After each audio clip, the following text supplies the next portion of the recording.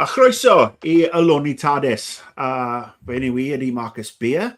Ni'n siarad am Doctor Who. Episode 73 Llath. There you go. That was Welsh for all you people who didn't understand that. And it's hi, welcome to Lonely TARDIS. My name is Marcus Beer, and we are talking about the Doctor Who episode 73 Yards, which is very, very Welsh. Joining me are the two legends, the two loves of my Doctor Who life, Sean Norton and Dali Dymowski. Let's give it up, big style, for the boys. There they are. So yes, this is a very Welsh Doctor Who, and I have got the obligatory Welsh look flag. at that. Look at that. Yeah, we got a fucking dragon on our flag. What? So yes, this is literally a very Welsh episode. It is directed by a Welshman. It is written by a Welshman, obviously, in Russell T Davies. It is filmed around various places in Wales, some of which have a very special place in my heart. One of the cast members is somebody I've had the pleasure to know for the best part of 35 years. Wow. Very talented actress, Maxine Evans. And so we're going to talk about this one today. So I'm going to get a little bit Welsh about it. So I apologize in advance. But this one it's interesting because this is one of those rare Doctor Light episodes. The Doctor appears in the first couple of minutes. Basically, the TARDIS lands somewhere in Wales on a beautiful stretch of coast, which happens to be one of my all-time favorite places where I used to go as a child on holidays, a place called Tenby in southwest Wales, one of the most beautiful stretches of coastline on the planet, in my totally unbiased opinion. Now, the Doctor and Ruby step out of the TARDIS. It's lovely, it's cloudy, it's cold. It's a typical summer's day in Wales. And they take it all in and then go for a little walk, several steps from the TARDIS, and they step on something. In fact, the Doctor steps on something, which looks like a bunch of string in a pattern with various postcards and pictures and phrases. The name Mad Jack is used. And they're like, what is this? Is it some sort of dream catcher? Is it some sort of voodoo magic-y type thing? And the next thing you know, the Doctor's gone. Now, Ruby is on her own. And for the rest of the episode, she's trying to figure out what happened to the Doctor, what is happening to her life, and why is this mysterious old woman standing 73 yards from her wherever she goes, making these signs with her hands. And whenever anybody else approaches this woman, which Ruby cannot do, they stop, they talk to her, they look back at Ruby and run. She says or does something that terrifies them into abandoning Ruby, including her own mum and later on Kate Lethbridge Stewart. Now this all then ties up into a callback to something the Doctor says early on, where he talks about a prime minister who is a Welsh prime minister 15, 20 years in the future, who brings the world to the brink of World War III. And we see that person later on, and we see how Millie deals with him. Sorry, Ruby. I keep on calling her. I like Millie. Yes. So how Ruby deals with him. And then it all kind of ties up in a very Russell T Davies way, which means it doesn't tie up at all. But much like The Devil's Cord, for a certain amount of time, it's a really intriguing folk horror and very Welsh episode of Doctor Who that I really dug for X amount of time. So now we're going to go off and we're going to ask Dali first. Oh, okay. That was really good. Yeah. Have you ever considered being a host full time? Sorry, no, Dali's just sex on a stick. I can only do the Welsh. Wait, Sorry, sex on a stick. That's pretty amazing. This but aren't you is Scottish? Yeah. This may be my favorite episode of Doctor Who in years, maybe in a decade, maybe more than that. I absolutely loved this episode. The more I thought about it, the more I loved it. So much so that this is the very first time I ever hit the replay button immediately after an episode ended to rewatch it. That's how much I was into it, so I could catch all of the loopy stuff. The Dr. Light episodes can be hit or miss, and we've had them in the past where they've been, the doctor's not involved and they've been great, like Blink, and you've had them in the past where the doctor has not been involved and they've been downright unwatchable. We shall not name those because I want to forget them. But this episode, Dr. Light episode, I felt like it grew Ruby's character so much. And to me, I actually felt like this closed a lot of threads and also left, it gave some great potential explanations for things that could potentially coming on down the line. There are moments where we talk timelines, like timelines are mentioned. Snow, there's no more snow is mentioned. The idea that you're stepping on the fairy circle. The Mad Jack's name is on there, but who put that name on there? Well, the little old lady probably did. Being, of course, Ruby in the future. The number 73 for 73 yards. I was still trying to figure that out. I don't know what that means, but I'm sure it probably means something. Maybe we'll get to that. To me, there was so much in this episode, and I think it culminates with the line that Ruby says on her deathbed, basically, which is something akin to people have been stayed away from me all my life, but I've never actually been alone. And I thought abandoned me. Yeah, have abandoned me my whole life, and I've never been alone. Her mother abandoned her, right? The doctor abandoned her. Friends have abandoned her, and now we see it of people abandoning her because of the old lady super ghost. But it was such a strong emotional story to me. Have either of you guys seen the film A Ghost Story, which was out a couple years ago? I'm bringing it up because I forget it's a well-known director. Can't remember their name. But it tells the story of a ghost haunting this couple, and this couple has no idea. Sorry, I'm spoiling the movie. Has no idea why this ghost is haunting. They don't even realize there's a ghost there. They just eventually come to realization that something's happening. Well, the ghost ends up being spoilers abound, ends up being the husband in the couple. He dies, and he goes through this time loop to come back to the beginning to relive all of the moments, and then realizes he can't make those things, just weren't complete. They weren't closed in his life. So there's a whole other time loop before he's finally able to make the changes in his life. And I think this episode was that I'm rambling right now because I loved it so much.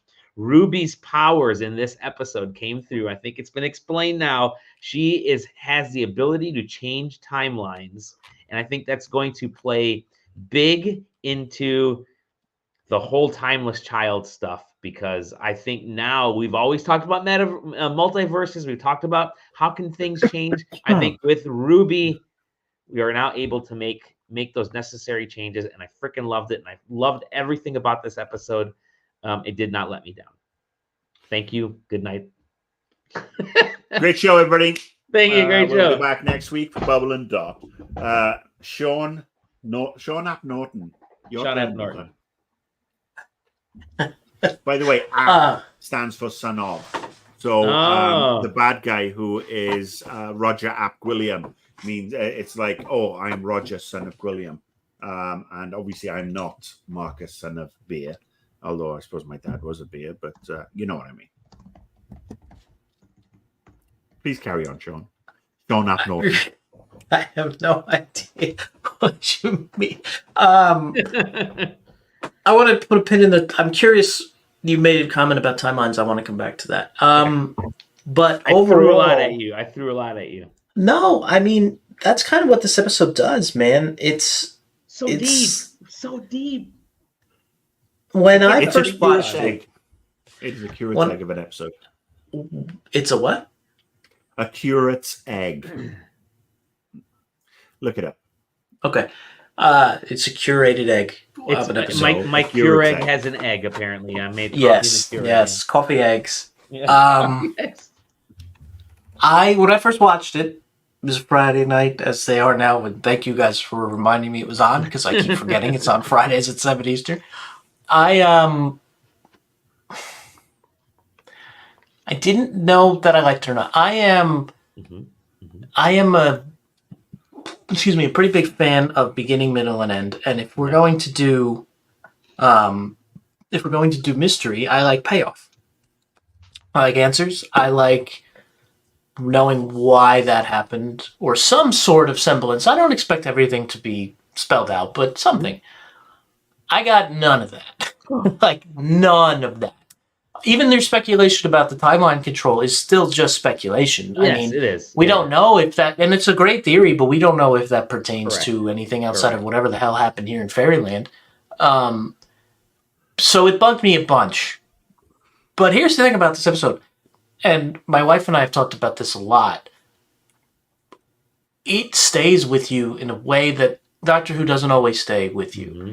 And we actually went out of our way. She never rewatches Doctor Who. She has her one episode, and then if I have it on in the background, that's fine. But she rewatched this one. She made it a point later that weekend to sit down and rewatch this, and she loved it.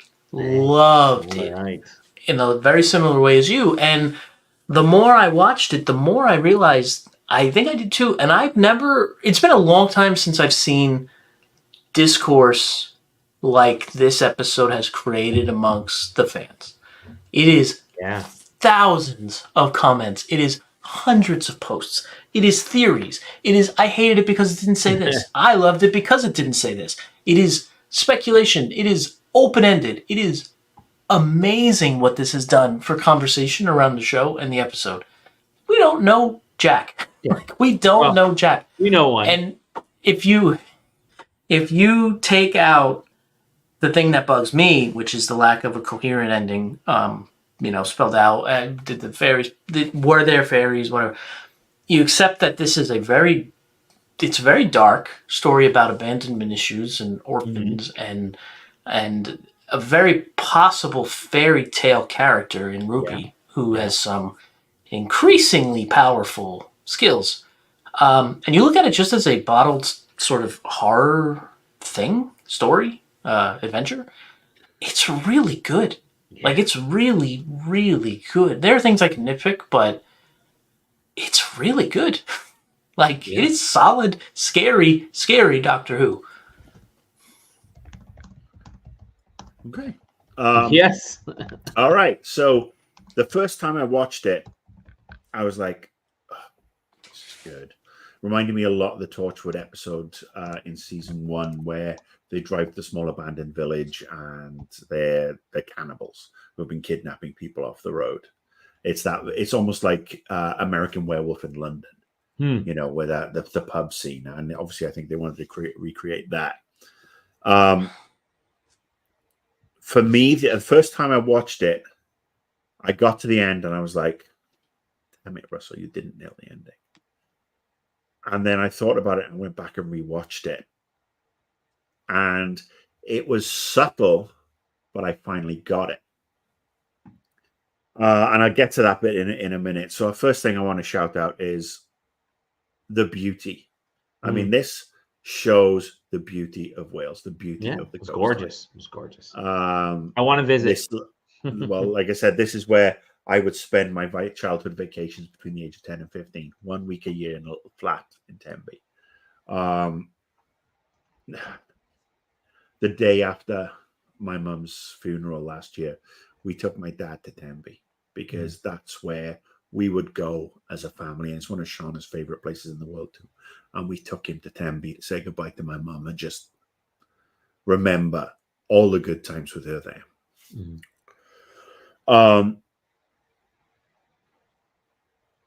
And then, we move on and there is this bit of mysticism and, what did the Doctor step on and everything. And then we move to the pub. And the pub, as I said, there's two icons in that pub apart as far as I'm concerned. First of all, one is the old lady sitting at the bar. Her name is Sian Phillips. She is a legendary Welsh actress. She has been around for so long. I mean, she is an award-winning wonderful stage and screen actress, and to see her in Doctor Who and in a small part where she wasn't fated was absolutely wonderful and a great shout out. And then we had She was in I, Claudius, I think, right? yeah, she's been in a bunch of stuff. And then as the landlady, Laurie Palin, her name's Maxine Evans. And my experience of Maxine Evans is that we were in the West Glamorgan County Youth Theatre together when I was a teenager. And it also in that theatre a couple of years before us was a chap named Russell T Davis. And at the same time as us was another chap called Michael Sheen. So really? I mean, yes. And look where you ended up. And look where I ended successful up. Of all of them. I mean, successful. Maxine has been a great character actress in the UK. She's appeared in a lot of stuff. And to see her on Doctor Who it just gave me chills because she's a wonderful human being. But yeah, that's that scene in the pub where it's like, oh, Mad Jack and this, that, and the other, and it's like, we're only fucking with you, love. Where do you think we are? We're in Wales. We're not all magical fairies and pixies and blah blah blah, which I thought was hysterical. And then as we progressed through Ruby's life, and I mean, she caught the train back to London or to Manchester, where she was going. I think it was London actually, but to see the old lady every time she looked out the window, 73 yards away. Yeah. That was just a beautiful piece of cinematography. Because I know how fast those trains go on a good day when they're actually working. But to see that was like, that's freaky. And then to watch where Mrs. Flood appears one more time, and then Ruby's talking to her mum, and then her mum goes, oh, in the best tradition of every British mum ever. She's like, you're fucking with my child. I'm going to have a word with this woman. And just to see that change then when she looked back at Ruby and ran away, and then just the phone conversation afterwards of, that's the first person to abandon her. Ooh. I mean, the heartbreak in that was just biblical. And to see this then as Ruby ages and she changes, she's on a date and she sees the poster for Roger Ap Gwilym, who is the Prime Minister who takes Britain to the brink of war, who is ironically running on the Albion Party. The Albion Party being the old, I think it's like the Norse term for Britain, or maybe it may be the Saxon term. It might even be the Saxon term. But anyway, he's running for the Albion Party, and just to see that this stick's coming in, and the parallels between what we are seeing with populist leaders, both whether they are former populist leaders here in the US or populist leaders in other countries, and the havoc that they can wring with their isolationism and their saber rattling, was in the second week running. I mean, we've had this actually every episode. Russell T Davis or Stephen Moffat has just stuck some very clever political observations in. And just to see how Ruby deals with him, where, they're actually filming in Cardiff City Stadium, which is where Cardiff City play. Shithole team, Swansea City for life. But yeah, where she's got the phone up and the guns are on her, and she's stepping back with that app that is like the distance marker, and it's like boom, boom, boom, 71, 72, and she could get shot any minute. The second week running that she's in this immediate danger of being shot, and there's no medibot around, and then boom, boom, Roger Ap Gwilym sees the lady, looks at Ruby, and runs and resigns immediately, and she saves the day before it even gets to the nuclear deterrent. And we just see that thing through to the very end, where she's on her own, and as you said, the abandoned line. And then she goes back, because obviously the character gets closer and closer, because I'm guessing it's as Ruby is aging, this older person who we now know is Ruby, their timelines are converging, because they are Sure. getting older, and Ruby is getting to the age that this woman is. Yeah. And Yeah. then she is there to warn the Doctor and Ruby not to break the magical seal. And that's what I didn't get the first time. I was like, oh, I'm stupid, I am. But to see that and now to watch it on the second time, it's like, get everything. That made this.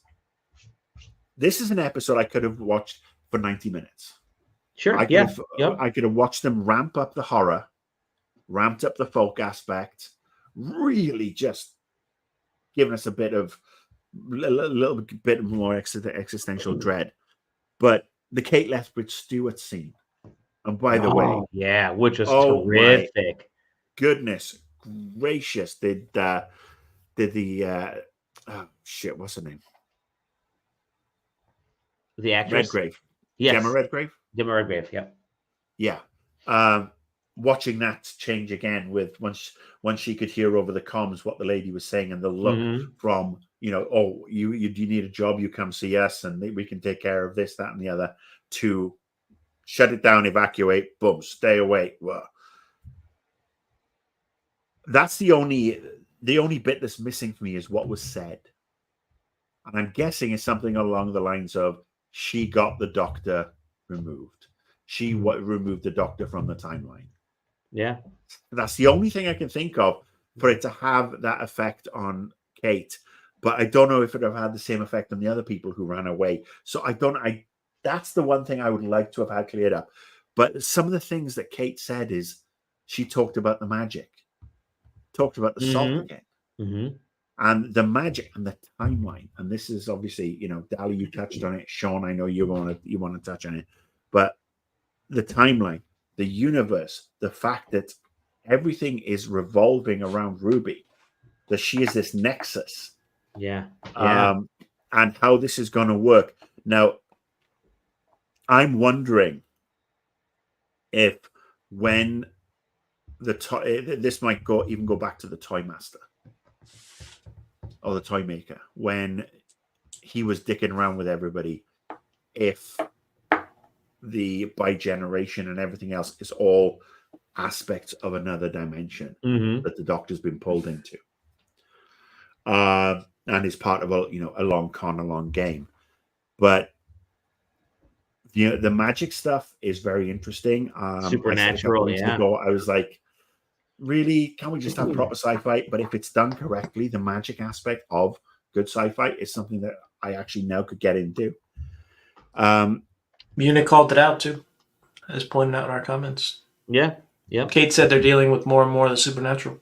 Yep. Yeah. And I think it's really it sets up a lot that I want to see finished off. Obviously, we saw Susan Twist again. We saw That's the trick. Mrs. Flood. Yep. We have to get to the end of this and have a payoff. Whatever the last episode is. Was it the Legend of Ruby Sunday or whatever it is? Yeah. The last episode is it's Empire of Death. Actually, the last but one is the Legend of Ruby Sunday. Got it. But yeah, I thought it's an episode that grows on me, and it's very divisive. Like you said, there's a lot of people. There's a lot of reviews that are super positive, and it's one of the best reviews. It actually was the most watched of the new season. I think there's probably a lot to thank Boom for that, because people got good word of mouth on Boom and said, "Oh, finally it's back." And then they watched it, and it was up 200,000 views in the UK on Space Babies, and up 5,600 on Boom. So the numbers are going in the right direction, which is good. Yeah. But yeah, it's and I sent you if you look in the private chat, I sent you the link to Curate's Egg. Yeah, I learned something new today. Explains what I was thinking, especially for the first aspect. Like I said, I could have done with more of it. I could have done with more of the horror. I could have done with perhaps a little more satisfying. It's weird to say. I could have gone for a longer a longer version of this episode, because typically we're like, well, the episode ran on for too long. But in this case, I could have gone not this season, but this especially, I think could have. I agree with you. I would have loved to see more Ruby's and abandonment, more of that gut punch that she was going through, because she does start off, it's very startling to her to have all this stuff happen, but she does get to a point where she just accepts this old lady is going to be there for her whole life, and she accepts it, and then realizes by accepting it that, oh, wait a minute, that's where maybe there's a point to this. So I would have loved to see a little bit more of her getting to the, the acceptance level. But I will say this, I kept trying to figure out why 73 yards, why 73 yards, why 73 yards. And they kind of say it in the episode. And then I just read like before our podcast of what that means. In the episode, they say, well, they mentioned that, even with our best cameras, it's difficult to see her face.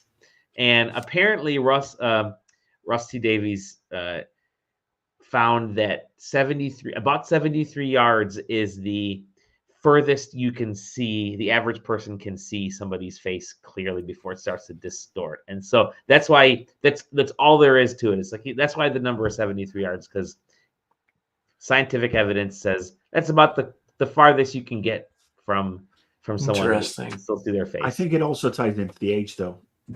As Clara got older, she was getting closer, especially in those last couple of minutes. And so it could be a best of both. You mean Ruby, not Clara? Ruby, sorry, not Clara. I'm reading something. Obviously, I just read. And she got closer. We got comments. Closer, yeah. We got Stefan Swanland, who's in the comments section, is staying up to all sorts of hours.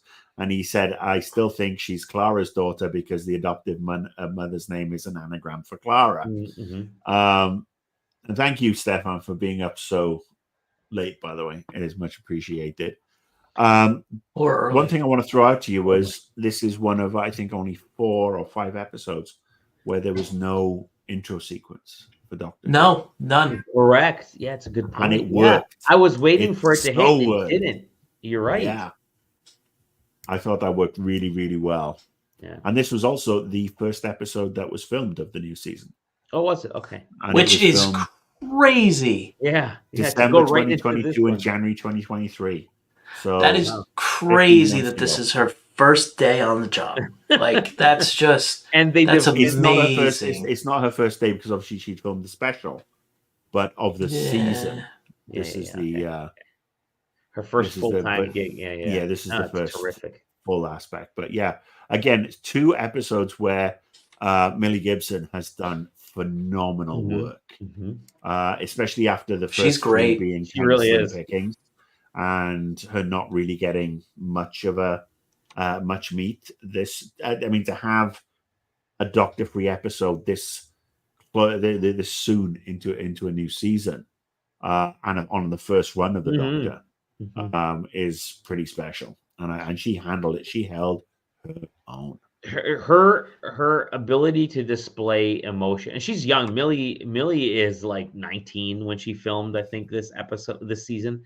So very young, but she was able to, in this episode, capture a spectrum of emotions that actors who have been practicing for decades cannot capture. So kudos to her for really making us as the viewers feel for what this character is going through, from moments of sheer terror and fear to abandonment to realization to finding peace at the very end. She was 18 when she made this. She's not even 20 yet. Yeah. She's 19 now. She doesn't turn 20 until the 19th of June, 2024. That's crazy. That is frightening, but also, she's it just goes to show how good both Russell T and then Stephen Moffat were at casting companions. Yeah. And the female companions and how they've evolved it. I mean, we had Rose, we had Amy, we had Clara, Amy, Bill obviously is a standout, and then obviously my all-time favorite in Donna Noble. Yeah. But to see yet again, they've nailed it with this amazing young actress who is going to be destined for great things as far as I'm concerned. Absolutely. Sean, you were going to say something. I cut you off earlier. Sorry, Sean. No, it's fine. You guys are covering a lot of great ground. I'm bouncing all over the place in my head. I was thinking back to what you said about the twists, Dolly, and it really does set up numerous ones to then just pull the rug. Like taking away the doctor disappearing and not being explained and whatever. I mean, the stuff with her mom is savage, but there's the unit.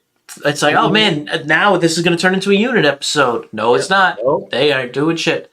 I thought Unit was going to save the day. Yeah, or at least be involved in the big climax or the mystery unraveling or something. Nope, they took off, and then it's like, oh, okay. The purpose of this was to stop the prime minister from launching nuclear weapons, and then it was really clever that she weaponized her ghost to break his brain, and the illusions were not subtle about him being absolutely terrible. And then that didn't change anything either. No, it was a good thing she did, but it did nothing. It didn't do any of the usual sort of plot wrap up things. Like it was just her with her abandonment issues, left alone until she couldn't even stand anymore. And then the moment in the hospital where finally this thing is in her room. Chills. Like genuinely, that is genuinely perfect horror television. Like that shit was become her, like terrifying. You said, Marcus, this is the timeline. This is her self, the timeline becoming her. And it's terrifying. But we don't know that in the moment. On the first watch, you are just seeing the woman at the foot of her bed. Yeah. And then turning around and then closer and close. And it's like classic. It is like one of the simplest, most effective ways to scare somebody. Lights go out, lights come back on, closer. Lights go out again, lights come back on, close. I'm getting goosebumps just talking about it. Yeah. And then the slow turnaround reveal, and then Doctor Who. Yep. Doctor Who. It's some sort of weird magical closed time bubble, and then like the girl who waited, right? Was that the name of it? Yeah. It never happens. Like she's essentially like she's just poofed, not murdered, but like poofed out of existence. Like in that timeline, that none of that has ever happened. There are subtle changes. I think obviously he doesn't break the circle. They don't read the notes. She gets some remnants of the memory of being there, and I think he makes an offhand comment. He describes the prime minister in a slightly different way, so maybe the nuclear stuff is avoided somehow as a reverberation. I don't know.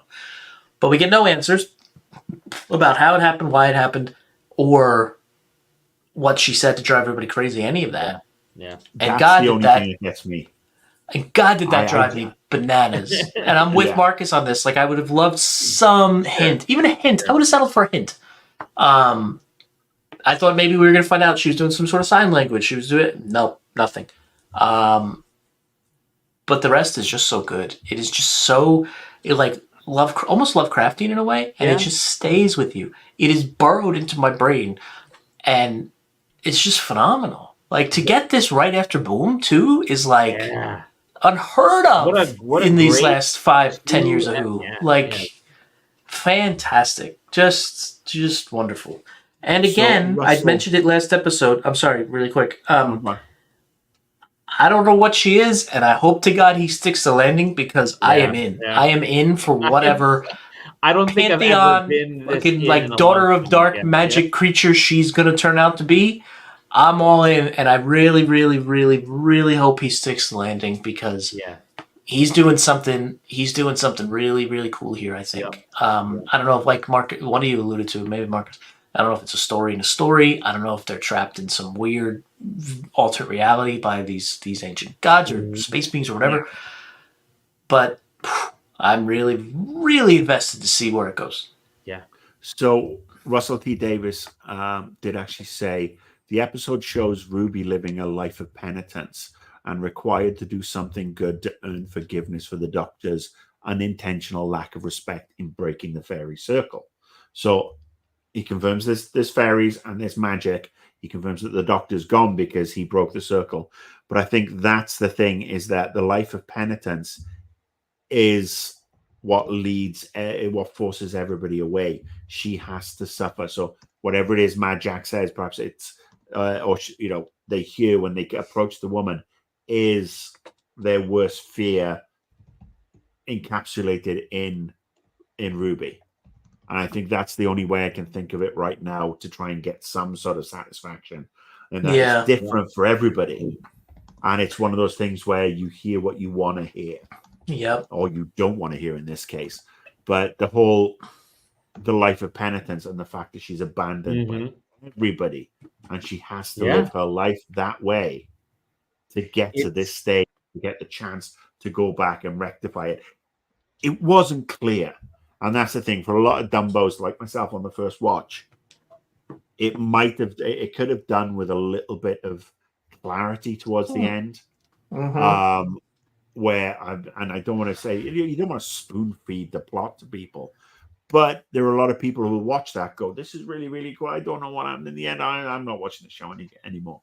But that was my only real issue. And like I said, I got it on the second view, but I think the other, conversely, because you know me, I love to play devil's advocate. This is the beauty, as I think you both said, of Doctor Who. This particular episode is a firestorm. It's a genie in a bottle. It's all things to everyone and nothing to no one. Everybody's bringing out their own interpretations on how and what actually happens. What the hell? You want to get spooky, man? Where does he go? What, like? Yeah.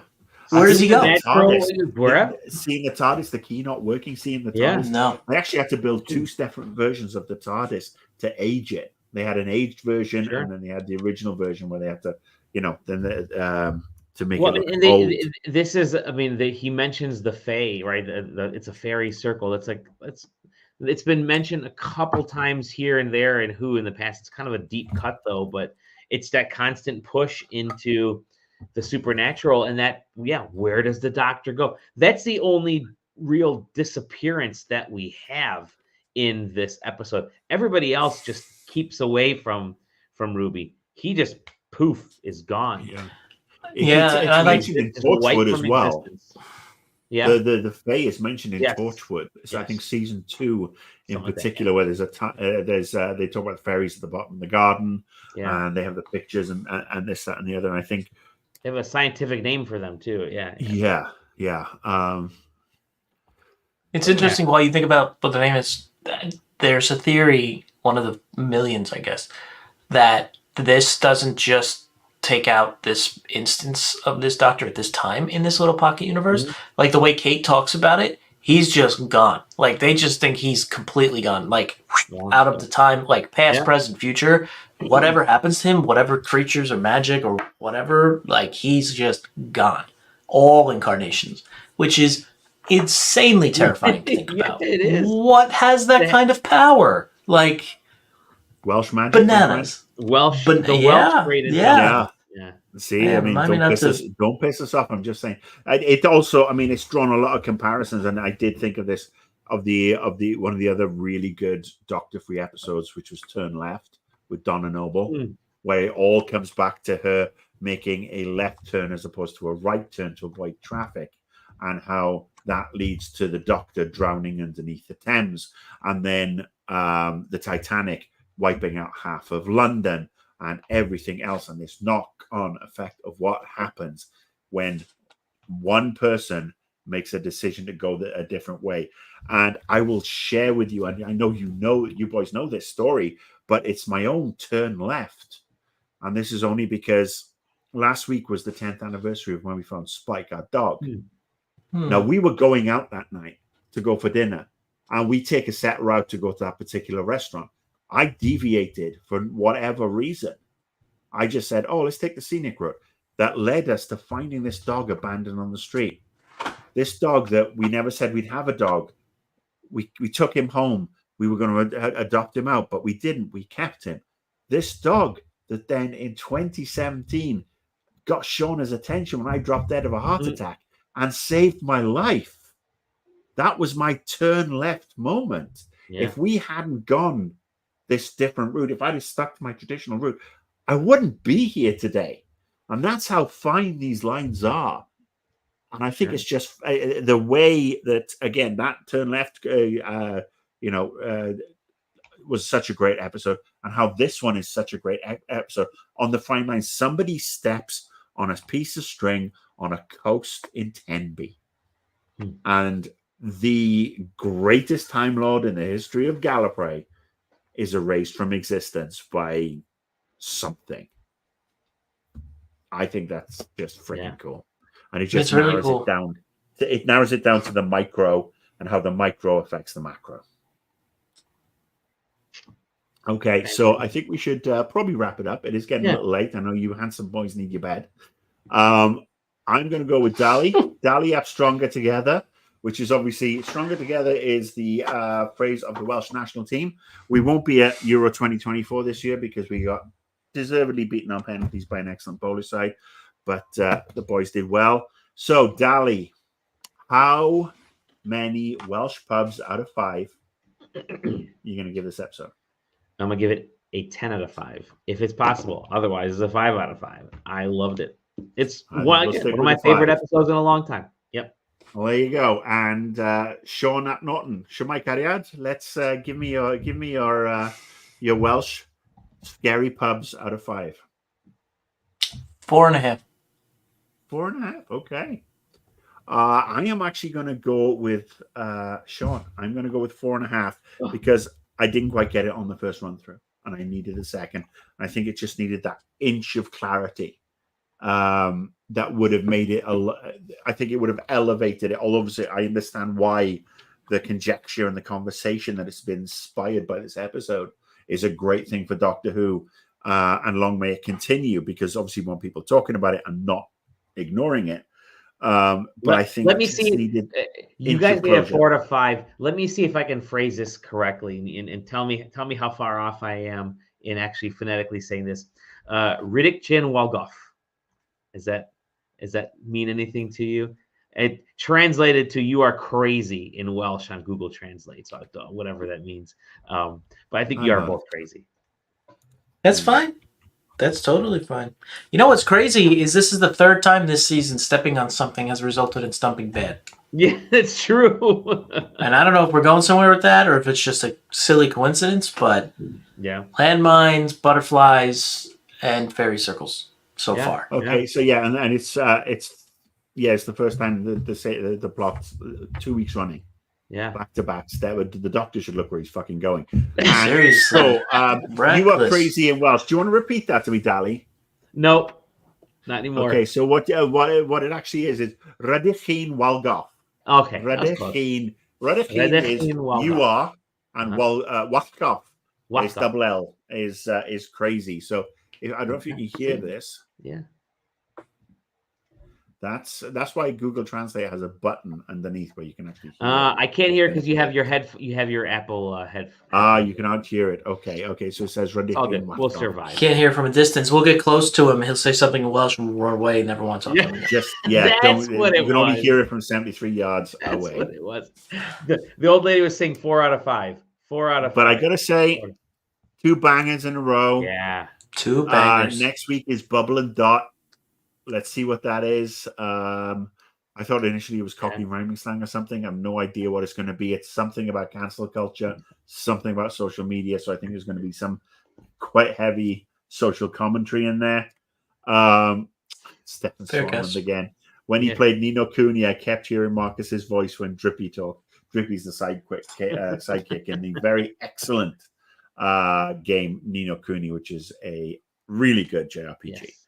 Yes.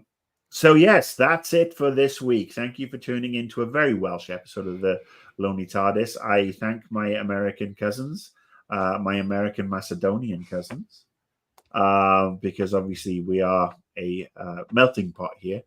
And thanks for tuning in. We will be back next week where we talk about Bubble and Dot. Until then, be good. And if you can't be good, get your shots. Woo!